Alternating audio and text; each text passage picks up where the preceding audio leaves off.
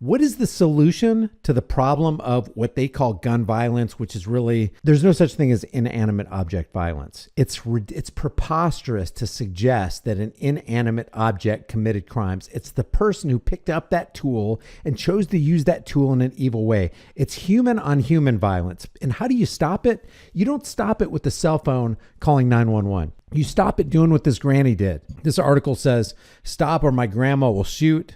Pistol packing Texas granny turned the tables on an armed robber who tried to hold up her family-owned food truck and fatally shot the crook when his gun jammed. I mean, thank goodness the gun jammed, but she put herself in a position by being ready, by having that tool. Maybe she has training behind her, maybe not. But don't you want your grandmother, your father, your mother, your siblings, your son or your daughter to be in the best possible position to go at an assailant should that actually happen? And it's not a matter of if. In this world, it's a matter of when it's going to happen, not if it's going to happen.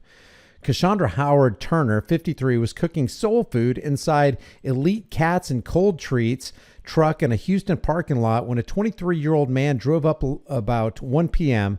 The man asked what was on the menu, but when Turner showed him, he suddenly pulled out a gun, demanded cash, and got out of his pickup truck. I don't know what the statistic is, but I've heard that it's a pretty high percentage of the time. It's almost like 50-50. If somebody pulls a gun on you, you will probably not make it out alive, even if you comply with every one of their demands. So you got a 50-50 shot. Do you comply and get shot, or do you fight back and maybe not get shot? Turner shut the food truck's window, but the would-be robber pried it open, stuck his weapon inside, and tried to fire at her. However, the gun jammed, and Turner, who's licensed to carry a handgun — isn't that sad that you have to get a permission slip from the government to do something that you have the perfect right to do anyway — drew her own firearm and shot the man several times, according to the news station. There she is right there. Amen. And all these congressmen and senators and the president of the United States and governors who want to take your guns away because there's gun violence and want to enact gun control safety legislation, or gun control, which is really people control, they want to control people like Cassandra right here.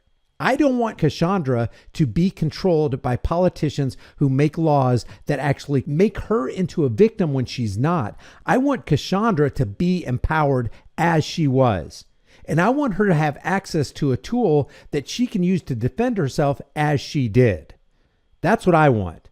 But if you're pro-gun control, then you're anti-Cassandra, which means you're anti-woman, which means you're anti-black woman in this case.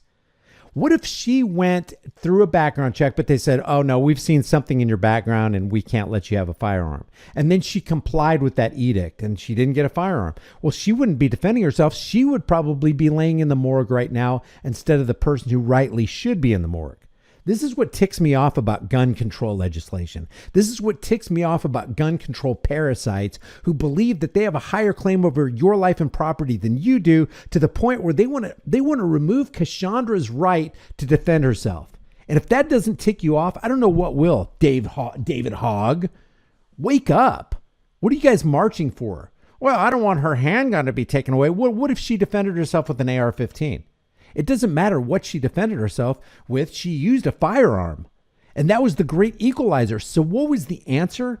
What was the remedy? What actually solved the problem in this situation and put a guy 6 feet under where he actually belongs?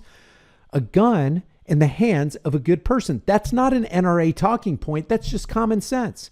If there's a school shooting or a shooting at a bank or a shooting at a post office, who do people call? They get on the phone and they call who they perceive as a good guy with a gun. Well, what if those good guys showed up and they didn't have a gun? Then what's the use of placing the call? They're saying guns are the problem. Well, apparently, if you're calling a cop, you think guns are the solution. And they are.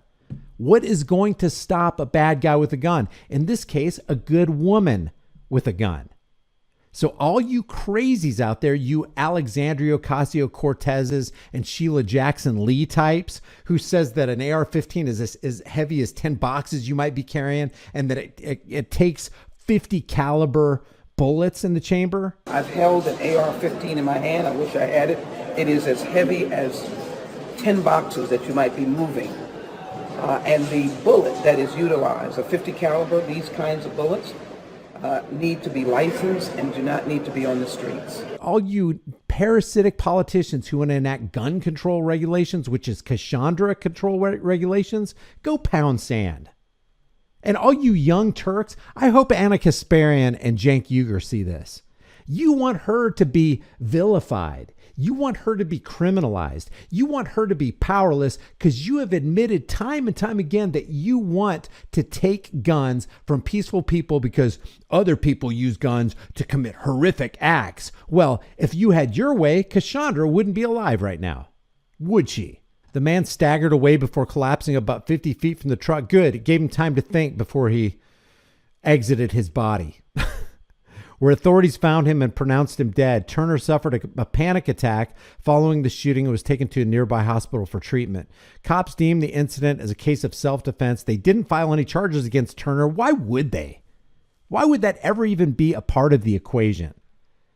But we'll gather evidence and present it at the Harris County District Attorney's Office. Turner's son, Derek Howard, credited divine intervention for saving his mom. God may have made man and woman, but then he created Samuel Colt in 1814, and Samuel turned around and patented the revolving cylinder handgun on February 25th, 1836, and made him equal. So it's not really, it's not thoughts and prayers that's going to get your butt out of a jam. It's Smith & Wesson.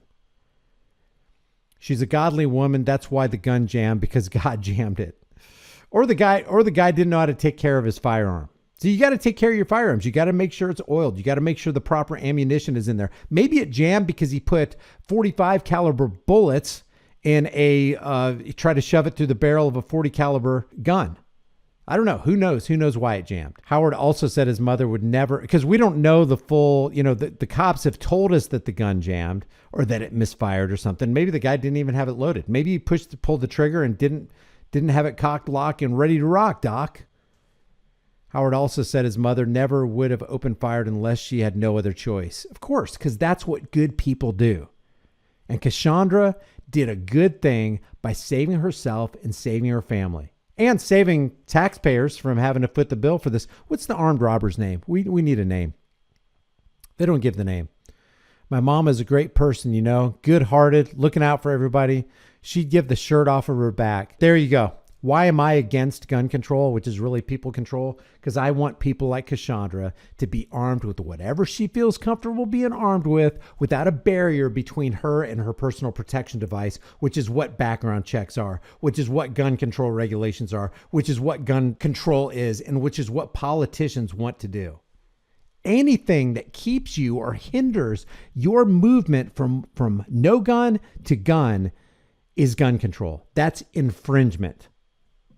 And the Second Amendment, last time I looked, still says shall not be infringed. So hats off to Cassandra, the Texas granny who did away with an armed robber who targeted her family's food truck and put her family's life in jeopardy. That is the answer to the question of the day. What's the problem with, what the problem with the world is, says the David Hogg type, says the AOC type, says the Sheila Jackson Lee type, says the Adam Schiff for brains types. The problem is guns. When you get right down to it, the gun is what is going to do the killing. And the solution is gun control. And who's going to control the guns? Oh, that's right, the government. We don't mind government agents having the guns. We just don't want you little peons, you peasants, to have the guns. We want to make sure we take them from you, which does what? It does two things. It empowers criminals, because criminals ain't giving up their guns. They're not shuddering in the corner going, oh my God, another gun law. We need to give up our guns. This is horrible. How will we ever get by? No, they're going, all right, because I know who's going to obey those. The law abiding. Because if the law abiding don't obey, and they have in the back of their minds, damn, if we get caught with a gun, or if we go into a gun-free zone with our firearms, intending to do good, intending to protect people around us, they'll treat us like criminals. So they're law-abiding citizens are incentivized to get rid of their guns. They're incentivized to disempower themselves. They're incentivized to give the criminals power because they've been boxed into a corner by their legislators who are evil political psychopathic parasites who are empowering criminals and victimizing the law-abiding. That's why I'm against gun control, which is really people control. Because I don't want people like Cassandra to be victimized. I want her to be empowered. And she was that day, and she prevailed. And that is the answer to the gun debate.